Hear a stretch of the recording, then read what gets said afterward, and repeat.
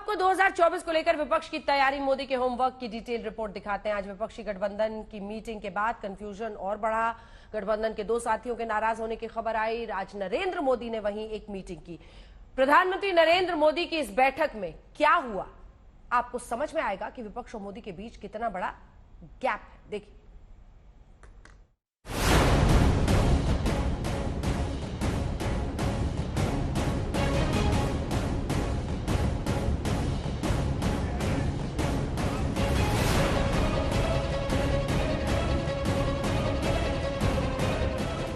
एक तरफ दुनिया के सबसे लोकप्रिय नेता का चेहरा एनडीए के पास है, जिसकी पॉपुलैरिटी का ग्राफ बहुत हाई है। देश से लेकर दुनिया के तमाम सर्वे यही बता रहे हैं कि मोदी के सामने कोई टक्कर में नहीं है। दूसरी तरफ है विपक्षी दलों का गठबंधन, जिसे सिर्फ मोदी को चुनौती नहीं देनी है, बल्कि 2024 के चुनावी दंगल में पटकनी देनी होगी। दोनों की तैयारी कितनी है, आप दोनों खेमों के रोड मैप से समझिए। आज की इस हैट्रिक ने 24 की हैट्रिक की गारंटी दे दी है। 3 राज्यों के चुनावी नतीजों ने मोदी का कॉन्फिडेंस बढ़ा दिया है। मोदी 2024 के आगे की सोच रहे हैं, लेकिन मोदी को हराने का दम भरने वाले गठबंधन में कंफ्यूजन ही कंफ्यूजन है। अभी तक न तो चेहरे तय हैं और न ही सीट शेयरिंग का फॉर्मूला, लेकिन अपनी पोजीशन को लेकर कोई नीति स्पष्ट नहीं है। Ma'am, the BJP says 2024 is a done deal, हो गया, इट्स ओवर। अब की बार 400 पार। हमारा बंगाल में बोला था अब की बार 200 पार, 100 पार हुआ था, तो इधर में पहले ही बोल दिया अब की बार 400 पार। वो 100 200 पार होगा? नहीं होगा। इतना एरोगेंस ठीक नहीं है, इतना ऑडेसिटी ठीक नहीं है। सब कुछ बदल दो, पहले तो आदत बदले। So you don't accept that 2024 is a done deal? I don't accept that. 2024 के चुनाव को लेकर विपक्षी गठबंधन की सोच और मोदी की सोच में फर्क साफ है। 2024 को लेकर मोदी ने जो कहा, मोदी ने जो भविष्यवाणी की, मोदी के आलोचक इसे अतिशयोक्ति या अति आत्मविश्वास के चश्मे से देख सकते हैं। हैट्रिक वाले दावे को दूर की कौड़ी बता सकते हैं। यहां तक कि 3 राज्यों में बीजेपी को मिली जीत को इस तर्क से काट सकते हैं कि कांग्रेस का वोट शेयर बरकरार रहा। लेकिन 2024 से पहले मोदी को हराने की थ्योरी और फॉर्मूला बताने वालों को अपने घर के अंदर से आई आवाज को गौर से सुनना चाहिए। इस चेहरे को देखिए, नाम है पी चिदम्बरम। कांग्रेस के सांसद हैं और केंद्रीय मंत्री रहे हैं। पीएम नरेंद्र मोदी पर पी चिदम्बरम ने अपने ओपिनियन पोल का रिजल्ट एक इंटरव्यू के दौरान दुनिया के साथ साझा किया। चिदम्बरम मानते हैं, बीजेपी कभी भी चुनाव को हल्के में नहीं लेती। बीजेपी हर चुनाव को आखिरी मानकर लड़ती है। 2024 आम चुनाव में हवा का रुख बीजेपी की तरफ है। हालांकि हवाएं दिशा बदल सकती हैं, लेकिन विपक्षी दलों को बीजेपी की काबिलियत का एहसास होना चाहिए। ये चिदम्बरम की निजी राय हो सकती है, लेकिन विपक्षी खेमे में मोदी की ताकत का एहसास दूसरे नेताओं को भी होने लगा है। हमने 1 साल गंवाया है। पिछले वर्ष सितंबर में नीतीश कुमार जी सोनिया जी से और राहुल जी से मिले थे। उसके बाद पटना में हम लोगों ने असंभव को संभव करके दिखाया, जब अरविंद केजरीवाल जी, ममता बनर्जी और अखिलेश यादव जी को कांग्रेस के नेताओं के पास बैठाया। इससे पहले वो तीसरे मोर्चे के निर्माण में लगे थे। उस मीत को भी तोड़ने का काम हमने ही किया कि तीसरा मोर्चा यानी पहला मोर्चा बनना चाहिए, लेकिन इतनी धीमी गति से हम चले हैं और हम आज भी लेट हो रहे हैं। बीजेपी बूथ वाइज कमेटियां बना करके चुनाव की तैयारी कर रही है और हम अभी अपने पुराने जो मतभेद हैं उनको भुलाने में भी नाकामयाब है। एक वाक्य में मोदी को लेकर विपक्ष के कुछ नेताओं की असेसमेंट शीट को देखें तो यही समझ में आता है कि मोदी का होमवर्क पूरा है और मोदी के हार्ड वर्क के आगे विपक्ष के गठबंधन का काम आधा अधूरा। मतलब ये कि गठबंधन की नीति और नीयत को लेकर घरेलू झगड़ा शुरू हो गया। इंडिया गठबंधन की दिल्ली में अहम बैठक से पहले उद्धव ठाकरे की शिवसेना के मुखपत्र सामना में कटाक्ष से स्वागत किया गया। सामना में लिखा गया, मध्य प्रदेश में बदलाव की बयार चल रही है और कांग्रेस के लिए माहौल अच्छा है, ऐसा विश्वास राहुल गांधी ने जताया। भारत जोड़ो यात्रा की शुरुआत ही मध्य प्रदेश से हुई, लेकिन कांग्रेस की सबसे भीषण पराजय मध्य प्रदेश में हुई। ये तीनों राज्य इंडिया ने नहीं बल्कि कांग्रेस ने गंवाए। कांग्रेस जीत का केक अकेले खाना चाहती थी, इसलिए राज्य की छोटी पार्टियों और गठबंधन आदि को दूर रखा गया। 3 राज्यों में हुई हार से इंडिया गठबंधन के कार्यकर्ताओं का मनोबल कमजोर हो गया है और ये भ्रम पैदा हो गया है कि मोदी शाह को कोई भी नहीं हरा सकता। ये खतरनाक है। इंडिया फ्रंट का महत्व बढ़ाया जाना चाहिए। आज रथ में 27 घोड़े हैं, लेकिन रथ का कोई साथी नहीं है, जिसके चलते रथ अटक गया है। अब सारथी नियुक्त करना होगा। अगर कांग्रेस पार्टी को भाजपा को हराना है तो उसे अपने मित्रों के साथ इन विषयों पर चर्चा करके निर्णय लेना होगा। सिर्फ महान बनने का दिखावा करने से काम नहीं चलेगा। तो अपने ही साथियों का कटाक्ष कांग्रेस पार्टी को कम से कम 5 राज्यों में से 3 राज्यों में करारी हार के बाद सुनना पड़ रहा है। विपक्षी गठबंधन का मुकाबला एनडीए के सॉलिड कैप्टन नरेंद्र मोदी से है। मोदी के पास ना तो अनुभव की कमी है, ना विरोधियों की चुनौतियों से निपटने की तैयारियों की। 2024 के चुनाव में ज्यादा वक्त नहीं बचा है, लिहाजा मोदी की अगुवाई में एनडीए ने प्रैक्टिस मैच खेलना शुरू कर दिया है। फाइनल मैच की रणनीति तैयार है, लेकिन विरोधियों की टीम के खिलाड़ियों के ऐलान के बावजूद कैप्टन के सिलेक्शन में वहां से लेकर मतलब कैप्टन के सिलेक्शन से लेकर बॉलिंग और बैटिंग के ऑर्डर को लेकर रणनीति नहीं बन पाई है। टीम की कैप्टनसी पाने के लिए, ओपनिंग बैट्समैन बनने के लिए, बॉलिंग करने के लिए विपक्षी टीम में सिर्फ टवल शुरू है।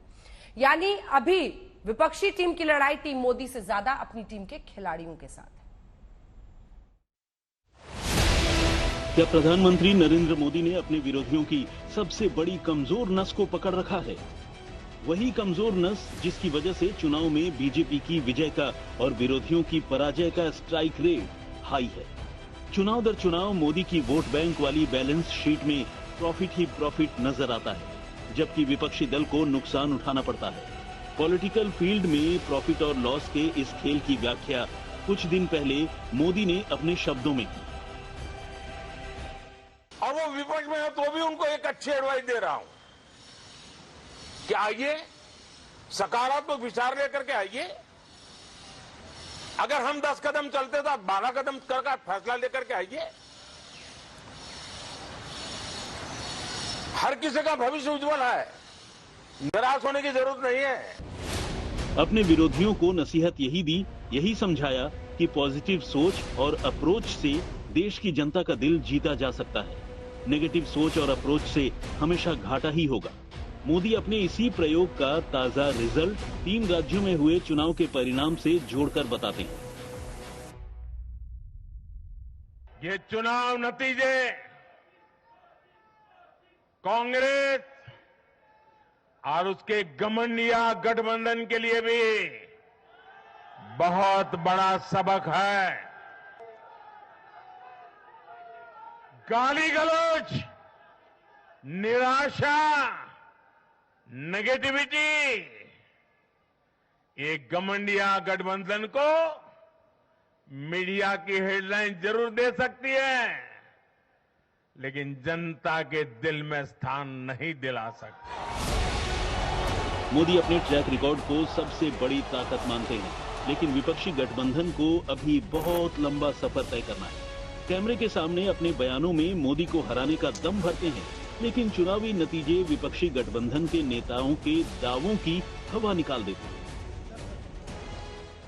इंडिया गठबंधन इस बार देश में सत्ता बनाएगा और हम लोग जीतेंगे और सब लोग मिलजुल करके हम लोग एकजुट हैं और एकताबद्ध होकर के हम लोग नरेंद्र मोदी के सरकार को उखाड़ के फेंकेंगे। तो इधर में पहले ही बोल दिया अब की बार 400 पार, वो 100-200 पार होगा, नहीं होगा।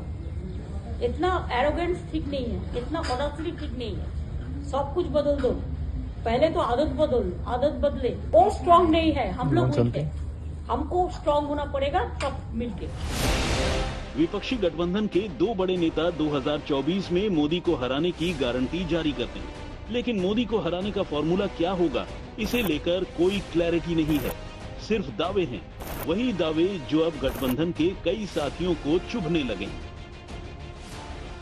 अब दिसंबर तो आधा चला गया, आने वाले साल में चुनाव तो होने जा रहे हैं अप्रैल और मई में, तो अब समय आया है कि सारे लोगों ने मिलकर जो बातें आज तक शायद बाकी रही हैं, जैसे कि मैंने कहा कि कोऑर्डिनेटर होता है, एक समन्वयक होता है, निमंत्रक कहते हैं, जरूरी नहीं कि वही चेहरा कल जाके नेतृत्व करेगा।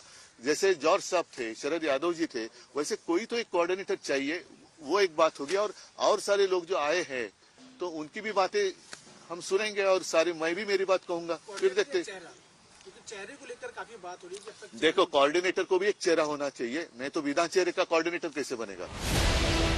ममता बनर्जी ये दावा करती हैं कि इंडिया गठबंधन के हाथों 2024 में नरेंद्र मोदी की हार पक्की है, लेकिन जब सवाल पूछा जाता है कि बंगाल में सीट शेयरिंग का फॉर्मूला क्या है, तो जवाब में इशारा यही करती हैं कि बंगाल में जिसने जितनी सीटें जीती उसकी उतनी ही हिस्सेदार।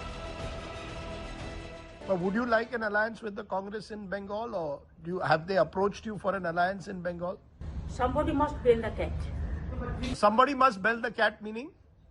Meaning, I don't have any problems if they have the genuine things. But Bengal, you know that they have only 2 seats. But you are open to an alliance with the Congress? I am open to talk. I am open to discuss. Bengal को लेकर ममता बनर्जी अपने पत्ते खोलने को तैयार नहीं, लेकिन बंगाल से कांग्रेस पार्टी के सांसद अधीर रंजन की लाइन एकदम स्पष्ट है। मतलब बंगाल में टीएमसी के साथ गठबंधन बहुत मुश्किल है। बंगाल में हमारा स्थिति बार बार बयान हो चुके हैं, बयान करेंगे भी। हम अपने लड़ाई लड़ रहे हैं, चाहे बंगाल हो, चाहे दिल्ली हो, चाहे जहां भी हो। कांग्रेस पार्टी अपने लड़ाई तो लड़ी रहे हैं हर जगह। हम एक घटक दल जरूर है, इंडिया की बीच हम भी एक घटक दल है, लेकिन अपना अपना पार्टी तो है, अपना अपना पार्टी की क्या रवैया है, क्या मांग है, सब मिलकर तय होगा।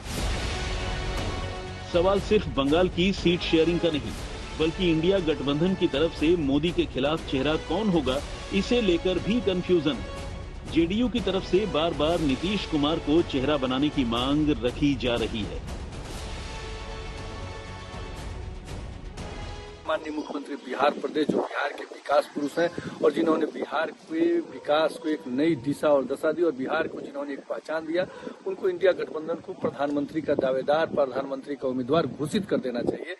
अगर इंडिया गठबंधन मुख्यमंत्री नीतीश कुमार जी को प्रधानमंत्री का उम्मीदवार घोषित करते हैं तो मुझे लगता है इससे इंडिया गठबंधन को काफी फायदा होगा। सिर्फ मांग ही नहीं की गई, बल्कि पटना में पोस्टर लगाकर नीतीश कुमार को लेकर माहौल बनाने की कोशिश हुई। ये सब हुआ ठीक मीटिंग से पहले। देखिए, पोस्टर में लिखा है, अगर सच में जीत चाहिए तो फिर एक निश्चय चाहिए, एक नीतीश चाहिए। हालांकि पहले ये पोस्टर लगे और फिर ये पोस्टर हटा दिए।